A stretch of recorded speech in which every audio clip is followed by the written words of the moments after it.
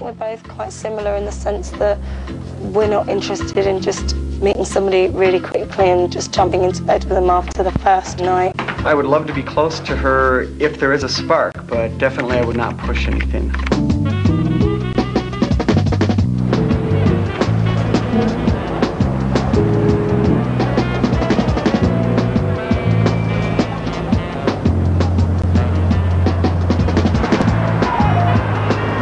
Debbie is 26 and lives in West London.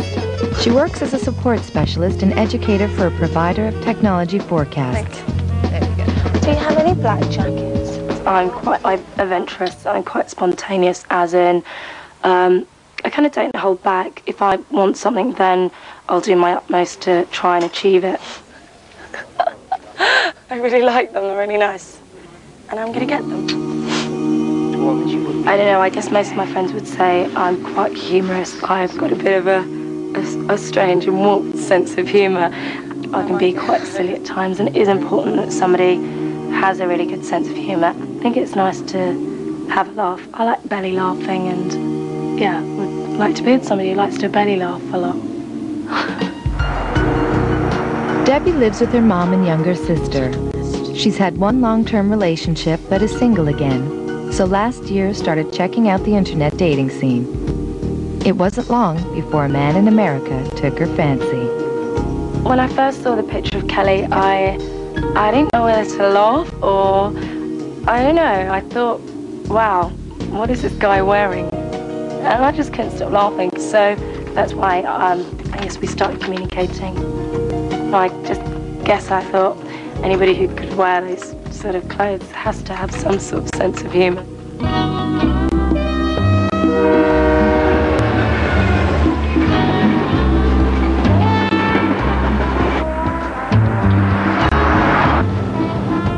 Living in a really small town, you have to be active. Either you're a load and you drive around and you're jacked up Monte Carlo, or you go out for every sport.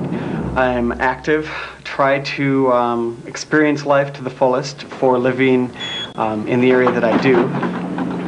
Kelly works as a corporate communications writer for the largest software manufacturer in the world. Hey Kelly, morning, how you doing? Good, thank you.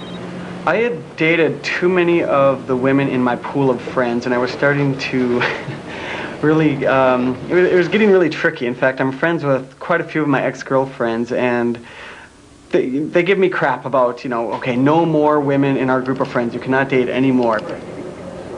At 29, Kelly has decided that it's time to look for Miss Right. He and Debbie started talking online 8 weeks ago.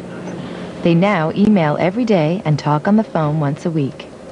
Debbie is extremely intelligent, very driven. Debbie has confidence. I can just picture her walking down the street and not slouching at all, just kind of looking at everything, taking it all in. We have a lot in common, and finding people who you have a lot in common and have a lot of fun with in this world is key. I think that's what, I guess, our sort of main attraction was, the fact that we were quite adventurous and spontaneous, and also liked to travel, liked literature, and there's quite a few things that we have in common. I've fallen for her as much as I possibly can through talking on the phone and through email, but to completely fall for her, you need to meet and just see how she looks at you and see how you look at her and go from there.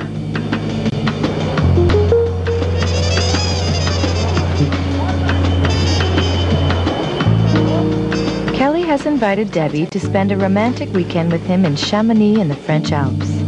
In 2 days, they will meet for the first time. It's a great dog. Debbie shares her excitement and fears with her mom and sister, Rachel. Well, I think Debbie'd like to settle down. I think she's probably looking for Mr. Right. So let's hope that Kelly will be the right person. But what if he is? How would you feel about, you know, obviously the distance? I don't know if he did turn out to be the one, you know. There's a distance between us, and I don't know how that would work. Well, one of you would have to make the move, wouldn't you? I guess so.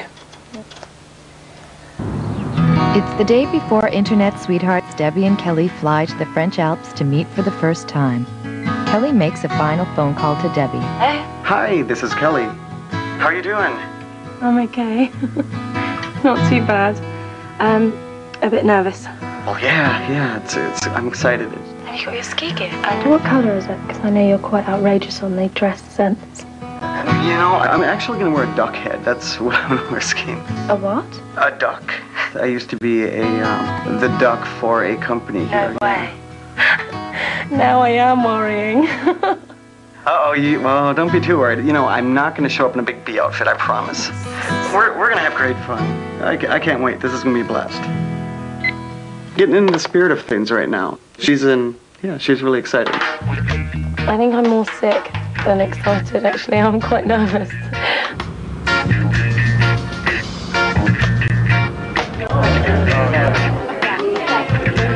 To ease his nerves, Kelly goes out with his friends one last time before setting off to meet what could be the love of his life.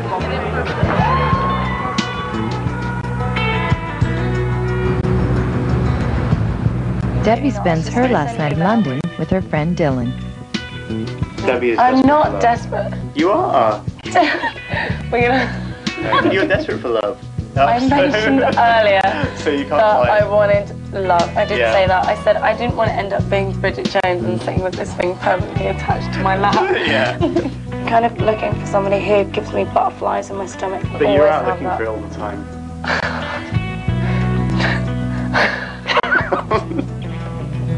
She's out looking for it all the time.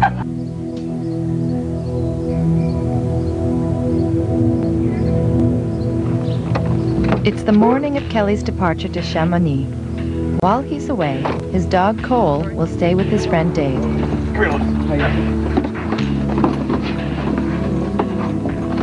Are you ready? Yeah.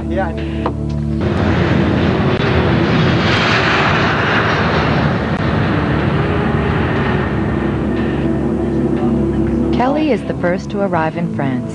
He'll have time to settle in and recover from his long trip before Debbie arrives tonight. Back in London, Debbie sets off on her journey to the French Alps. How am I going to do this?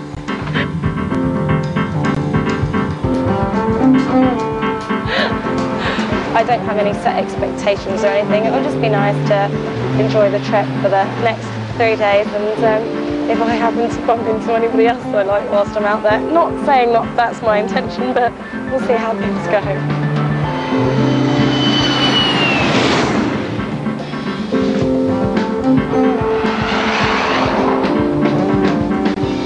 48 hours on the road, awake. Well, not ideal timing. And I wish that I would perhaps be in a better frame of mind to meet Debbie. Unbeknownst to Kelly, Debbie has arrived in Chamonix. She's getting cold feet, so stops at a bar to calm her nerves. I don't want to meet him because I'm really nervous. Quite hysterical. I think you're probably going to have to slap me before we get in the door because I'm probably just going to either die of laughter or total shock when I do meet him. Say hi to Kelly for me.